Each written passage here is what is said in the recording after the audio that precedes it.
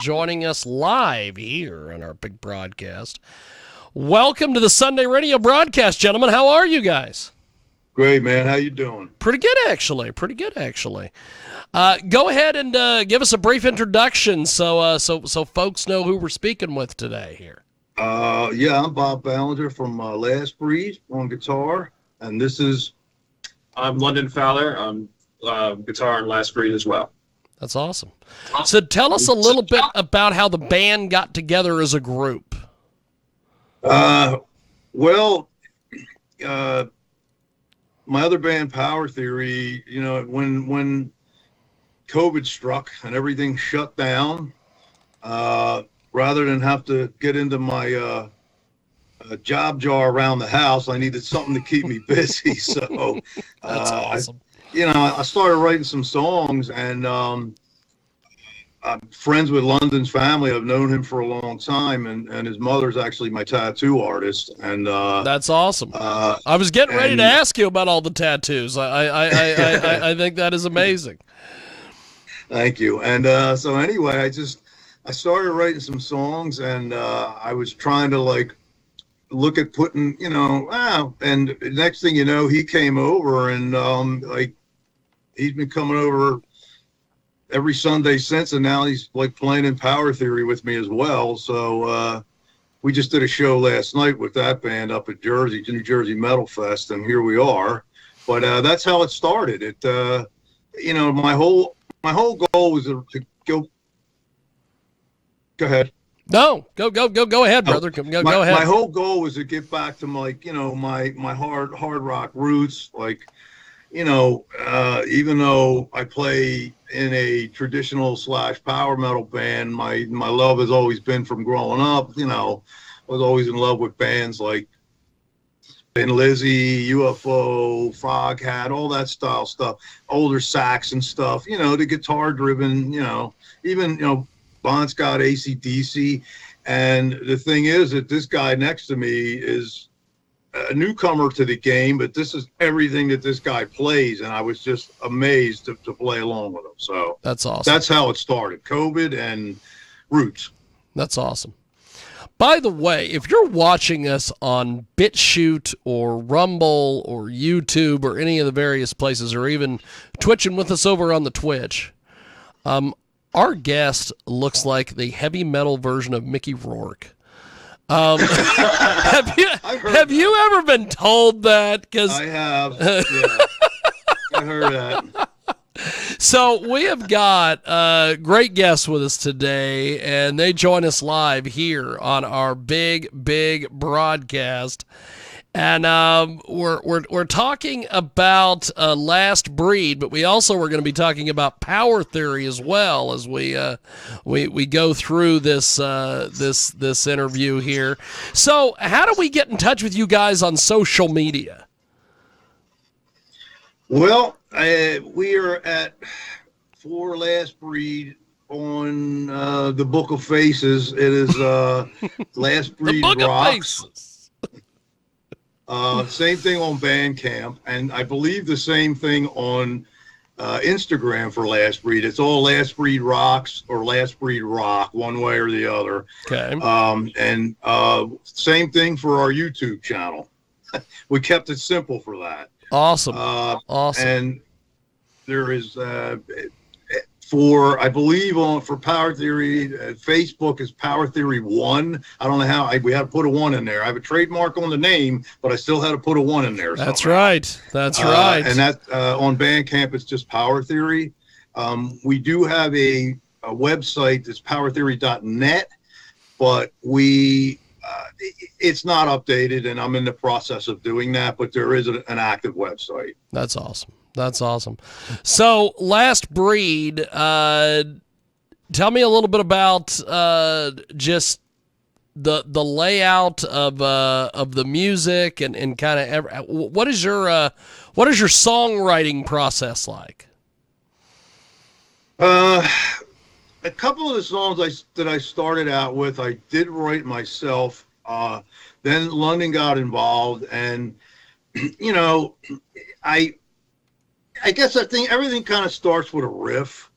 and then from there, trying to structure some, the arrangements, looking, what am I going to do for a solo that's not the same thing beaten down over and over again?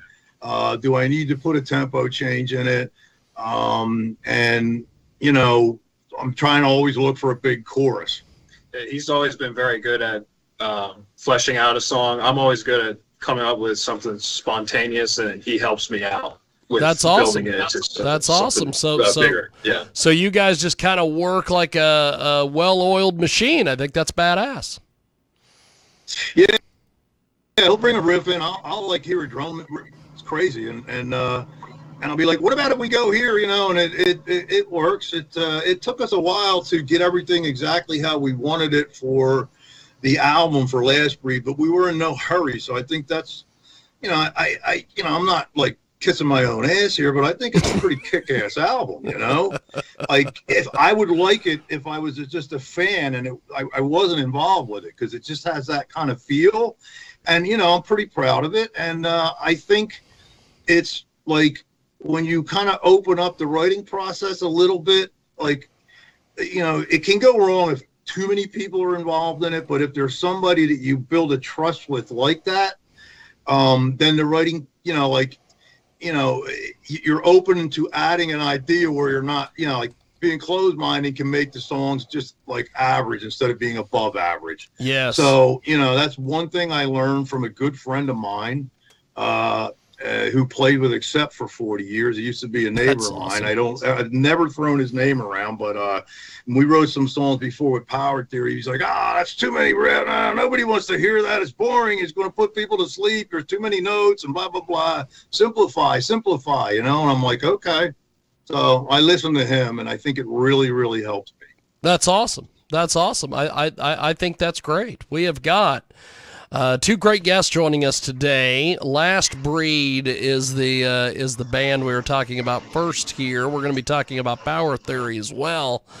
But with Last Breed, you guys have a new music video out. Tell us a little bit about this music video. That was a hell of a fun time shooting that. When we kind of like, let's make it like a storyline, because there are, London and the drummer Dan that's playing with us are a little younger than Alan, myself, and the singer. So we're going to kind of do the old school rock guys, seeing if the young guys can hang with us, and we'll show you how it's done, blah, blah, blah. So we put the story together. And I think we started with the song Whiskey Train because it kind of really, like for Alan and I, growing up back in the era of the 70s, that it had a feel of like a Kiss song, or like like a BTO song, and or a good driving song, summertime. We're like, let's just open with this because it's got a good feeling, and we'll shoot the video for it. And I think it worked. So that's about the whole story, except there was 50. The outtakes, I don't know. The outtakes are posted on the Last Breed YouTube channel. They're pretty funny. And I think about 80% of them are me talking like Tommy Chong. Right on, man. Yeah. Every time Alan says something. That's awesome. And, pissing everybody off. But it was funny. It was really funny. Yeah, of course, a little bit of trouble with the dialogue. But like we are not actors. Funnier. Yeah, we are not actors.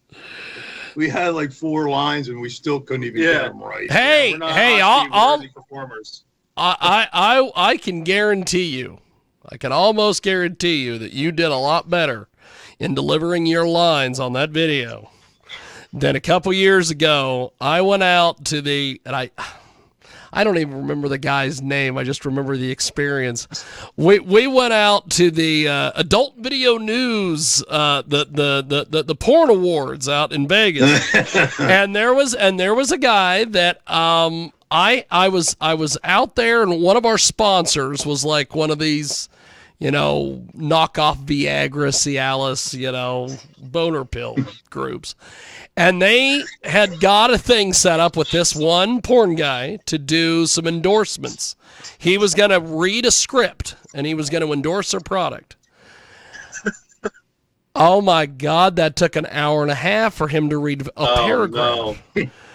He was so nervous. We finally had to do a thing where we're like, okay, we're going to do 2 words, and we're going to do 2 more words.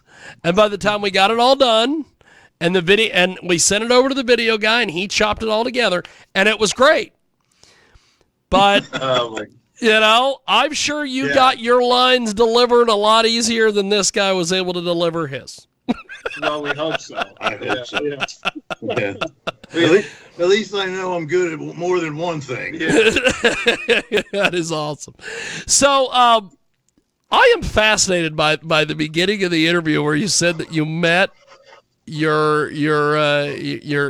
counterpart there because his mom is your tattoo artist.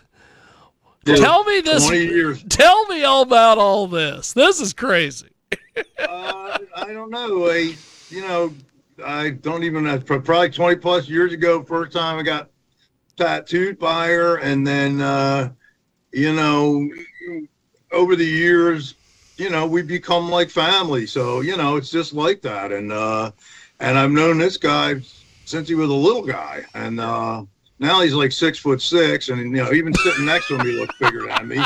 But yeah, we just kind of became like extended family, and she's done artwork for me before. Her husband's done some things for me, even back from like the first like Power Theory EP, like things back. I had before we were ever Power Theory, we were originally called Night Mist with a Y, and then like we evolved awesome. from that. She did covers for me back then. And then, it's just like that. That's how. I keep going, you see. Everywhere. I think that's badass. Well, we have got two great guests with us today. They join us live here on our big broadcast, and talking a little bit about the band here, Last Breed. Tell me a little bit about Fool's Gold. We're going to play this here in a few moments. I give you a funny story about it. When we were actually recording the solos, and all tracked all along, the whole time, we always had one of these slides. And there's that little slide riff that London plays in the beginning. Well, when we were in the studio with Carlos, who basically produced the album and engineered it and mixed it, we didn't have the slide. So London played that solo with one of them double German shot glasses on his finger. That's awesome. And it sounds perfect. But, yeah,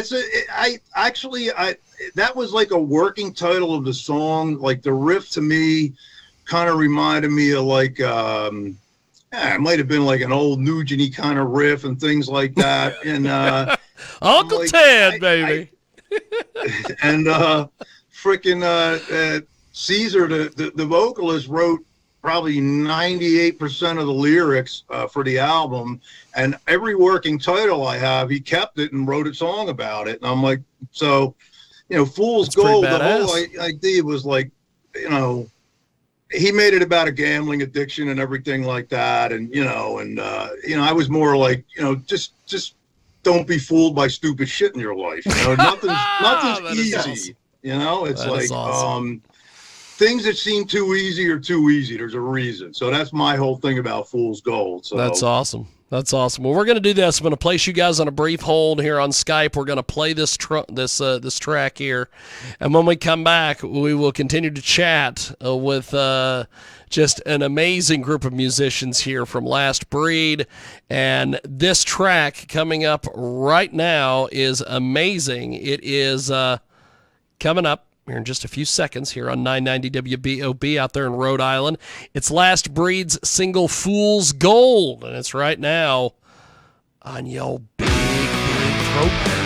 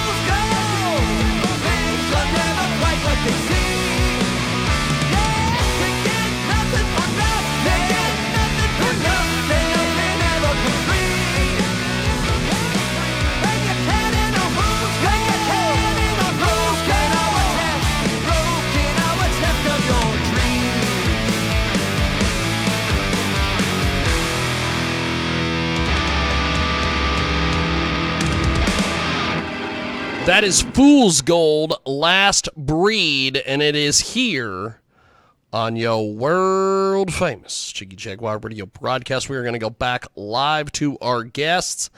They join us live back here on our big broadcast, and just amazing music and good stuff from Last Breed, and they join us today here on our big broadcast. So that guitar riff at the very beginning is pretty frickin' amazing. Tell me a little bit about just your whole experience with this song, my friend.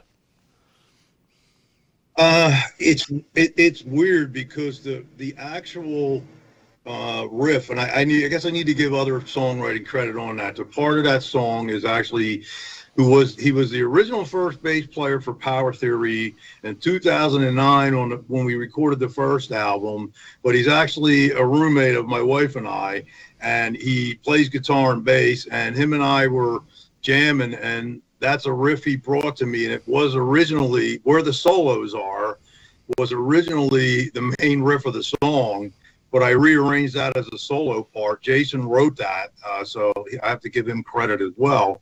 But it just fit where it was fitting, and it built naturally. And I had that opening riff. I don't know. I just liked it. I don't know what it was about it, you know? And I'm like, yeah, I think I can probably make this the intro and just build the song around it.